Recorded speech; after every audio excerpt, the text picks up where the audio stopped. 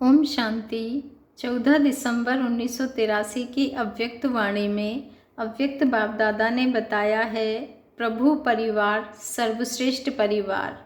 प्रभु परिवार सर्वश्रेष्ठ परिवार। प्रभु रत्नों के प्रति भोलानाथ शिव बाबा बोले, आज बाप दादा अपने सर्वश्रेष्ठ ब्राह्मण परिवार को देख रहे हैं। आज बाप दादा अपने श्रेष्ठ ब्राह्मण परिवार को देख रहे हैं। ब्राह्मण परिवार कितना ऊंचे से ऊंचा परिवार है, उसको सभी अच्छी तरह से जानते हो। बाप दादा ने सबसे पहले परिवार के प्यारे संबंध में लाया। सिर्फ श्रेष्ठ आत्मा हो यह ज्ञान नहीं दिया, लेकिन श्रेष्ठ आत्मा बच्चे हो तो बाप और बच्चे के संबंध में लाया, जिस संबंध में आने से आपस में भी पवित्र संबंध भाई बहन का जुटा।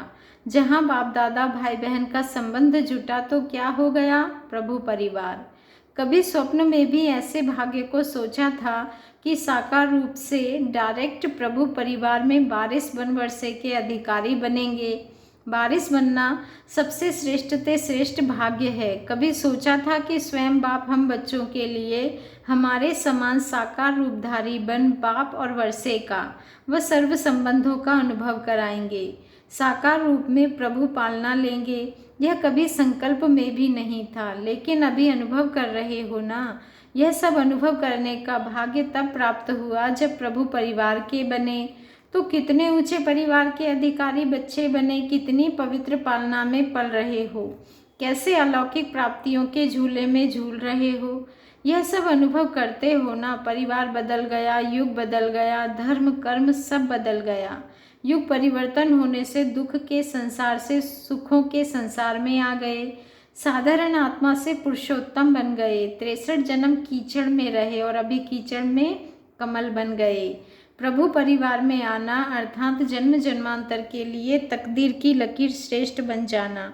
प्रभु परिवार, परिवार अर्थात वार से परे हो गए। कभी भी प्रभु बच्चों पर, बाबा कहते हैं, कभी भी प्रभु के बच्चों पर वार नहीं हो सकता। प्रभु परिवार का बने, सदा के लिए सर्व प्राप्तियों के भंडार भरपूर हो गए।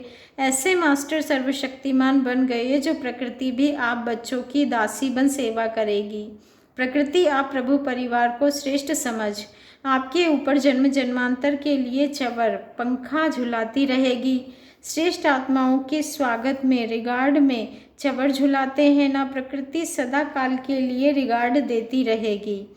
प्रभु परिवार का अभी भी सर्व आत्माओं को स्नेह है। उसी स्नेह के आधार पर अभी तक गायन और पूजन करते रहते हैं।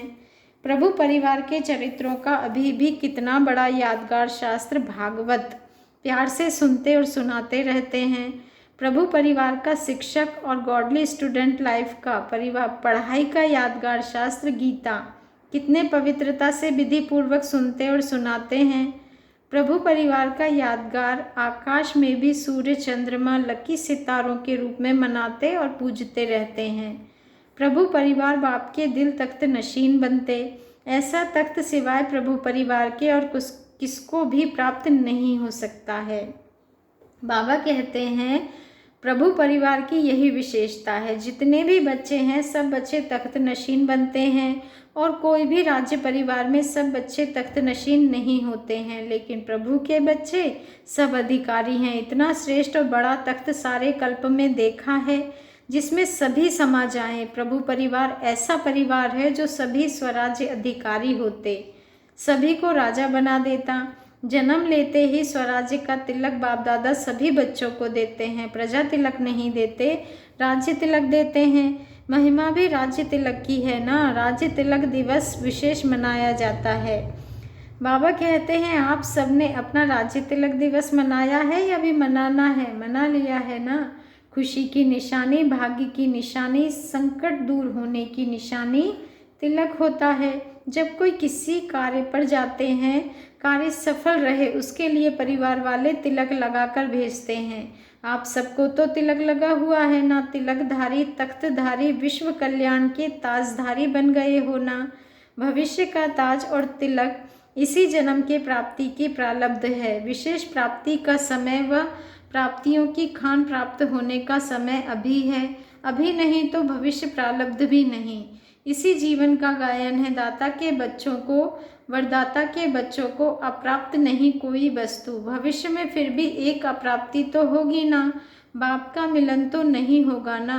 तो सर्व प्राप्तियों का जीवन ही ईश्वरीय परिवार है। ऐसे परिवार में पहुंच गए हो ना, समझते हो ना, ऐसे ऊंचे परिवार के हैं जिसकी महिमा करें तो अपने दिन रात बीत जाएं। देखो भक्तों को कीर्तन गाते गाते कितने दिन और रात बीत जाते हैं, अभी तक भी गा रहे हैं। तो ऐसा नशा और खुशी सदा रहती है, मैं कौन, यह पहेली सदा याद रहती है। स्मृति और विस्मृति के चक्र में तो नहीं आ जाते हो ना, चक्र से तो छूट गए हो ना।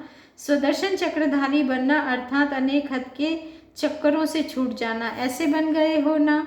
सभी स्वदर्शन चक्रधारी होना, मास्टर होना। बाबा कहते हैं मास्टर होना तो मास्टर सब जानते हैं। रोज अमृत वेले मैं कौन, यह स्मृति में रखो तो सदा समर्थ रहेंगे। अच्छा, बाप दादा बेहद के परिवार को देख रहे हैं। बेहद का बाप बेहद के परिवार को बेहद की याद प्यार देते हैं। सदा श्रेष्ठ परिवार के नशे में रहने वाले, प्रभु परिवार के महत्व को जान महान बनने वाले, सर्व प्राप्तियों के भंडार श्रेष्ठ राज्य भाग्य प्राप्त करने वाले प्रभु रत्नों को याद प्यार और नमस्ते। और मीठे मीठे प्यारे प्यारे बाप दादा को हम रूहानी बच्चों का दिल से याद प्यार, गुड मॉर्निंग और नमस्ते। शुक्रिया बाबा, शुक्रिया। ज्ञाना के अंकल और आंटी जो आजकल दिल्ली में ट्रांसफ़र होकर आए हैं, वे बाप दादा से मिलने के लिए आए थे। सर्विसेबल बच्चों का बाप दादा मिलन के साथ स्वागत कर रहे हैं।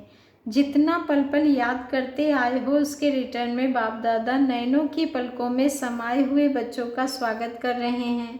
एक बाप के गुण गाने वाले बच्चों को देख बाप दादा भी बच्चों की विशेषता के गुण गाते हैं। निष्दिन निष्फल गीत गाते रहते हो ना। जब बच्चे गीत गाते तो बाप क्या करते, जब कोई अच्छा गीत गाता है तो सुनने वाले क्या करते हैं, ना चाहते हुए भी नाचने लग जाते हैं। चाहे नाचना आवे चाहे ना आवे, लेकिन बैठे बैठे भी नाचने लग जाते हैं। तो बच्चे जब स्नेह के गीत गाते हैं तो बाप दादा भी खुशी में नाचते हैं ना। इसीलिए शंकर डांस बहुत मशहूर है। सेवा भी तो नाचना है ना। जिस समय सर्विस करते हो उस समय मन क्या करता है, नाचता है ना। तो सेवा करना भी नाचना ही है। अच्छा, बाप दादा आज बच्चों की विशेषता को देखते हैं। जन्मते ही विशेष 3 तिलक बाप दादा द्वारा मिले हैं। कौन से? ताज तख्त तो है ही, लेकिन 3 तिलक विशेष हैं। एक स्वराज्य का तिलक तो मिला ही है, दूसरा जन्मते ही सर्विसेबल का तिलक मिला, तीसरा जन्मते ही सर्व परिवार के बाप दादा के स्नेही और सहयोगीपन का तिलक। तीनों तिलक जन्मते ही मिले ना तो त्रिमूर्ति तिलकधारी हो। ऐसे विशेष सेवाधारी सदा अपने को समझते हो। अनेक आत्माओं को उमंग उत्साह दिलाने के निमित्त बनने की सेवा ड्रामा में मिली हुई है।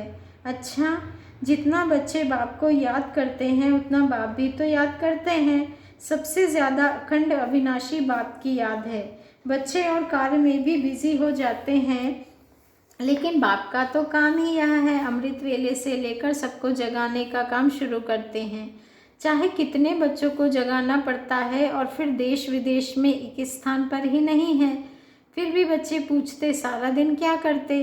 बच्चों के बाद फिर भक्तों का करते, फिर साइंस वालों को प्रेरणा देते। सभी बच्चों की देखरेख तो करनी पड़े, चाहे ज्ञानी है चाहे अज्ञानी है, लेकिन कई प्रकार के सहयोगी तो हैं ना। कितने प्रकार के बच्चों की सेवा है। सबसे ज़्यादा बिजी कौन है?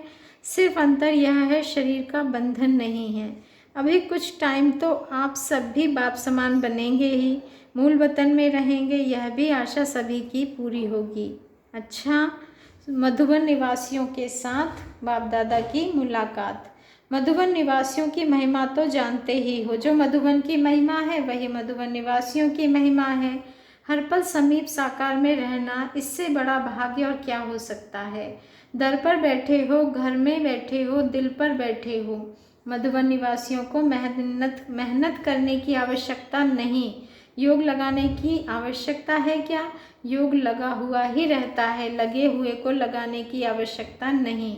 स्वतः योगी निरंतर योगी। जैसे ट्रेन में इंजन लगी हुई है, सभी डिब्बे बाबा कहते हैं सभी डिब्बे पट्टे पर हैं, तो स्वतः चलते रहते हैं, चलाना नहीं पड़ता है। ऐसे आप भी मधुबन के पट्टे पर हो, इंजन लगी हुई है तो स्वतः चलते रहेंगे।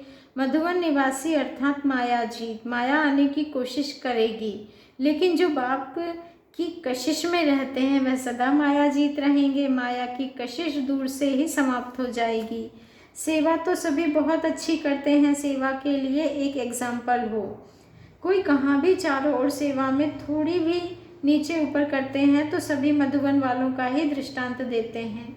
मधुबन में कितनी अथक सेवा प्यार से घर समझ कर करते हैं, यह सभी मानते हैं। जैसे सेवा में सभी नंबर 1 हो, 100 मार्क्स ली है, ऐसे सब सब्जेक्ट में भी 100 मार्क्स चाहिए, 100 मार्क्स चाहिए। आप लोग बोर्ड पर लिखते हो ना, हेल्थ वेल्थ हैप्पीनेस तीनों ही मिलती है, तो यह भी सब सब्जेक्ट में मार्क्स चाहिए।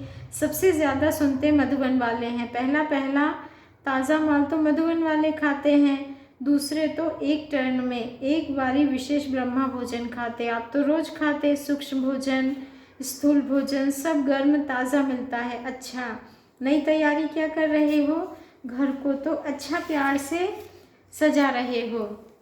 बाबा कहते हैं मधुबन की यह विशेषता है, हर बार कोई ना कोई नई एडिशन हो जाती है। जैसे स्थूल में नवीनता देखते, ऐसे चैतन्य में भी हर बार नवीनता देख वर्णन करे कि इस बार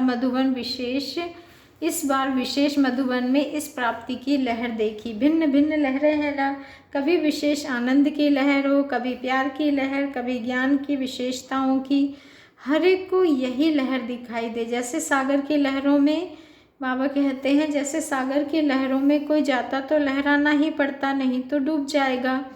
तो यह लहरें स्पष्ट दिखाई दे। इस कॉन्फ्रेंस में विशेष क्या करेंगे? VIPs आएंगे, पेपर वाले आएंगे, वर्कशॉप होगी, यह तो होगा, लेकिन आप सब विशेष क्या करेंगे?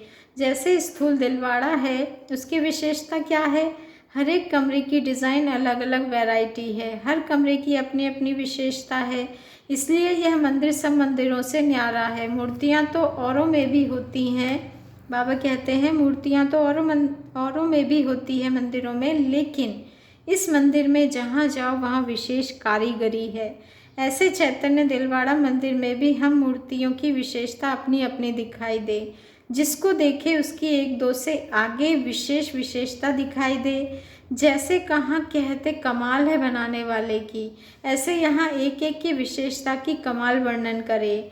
आप लोग इस बात की मीटिंग करो, कोई बड़ी बात नहीं है, कर सकते हो। जैसे सतयुग में देवताएं सिर्फ निमित्त मात्र टीचर द्वारा थोड़ा सा सुनेंगे, लेकिन स्मृति बहुत तेज होगी, याद करने की मेहनत नहीं करनी पड़ेगी, जैसे सुना हुआ ही है, वह सिर्फ फ्रेश हो रहा है। मधुबन वालों के लिए हुआ पड़ा है, सिर्फ थोड़ा सा दृढ़ संकल्प का इशारा है बस।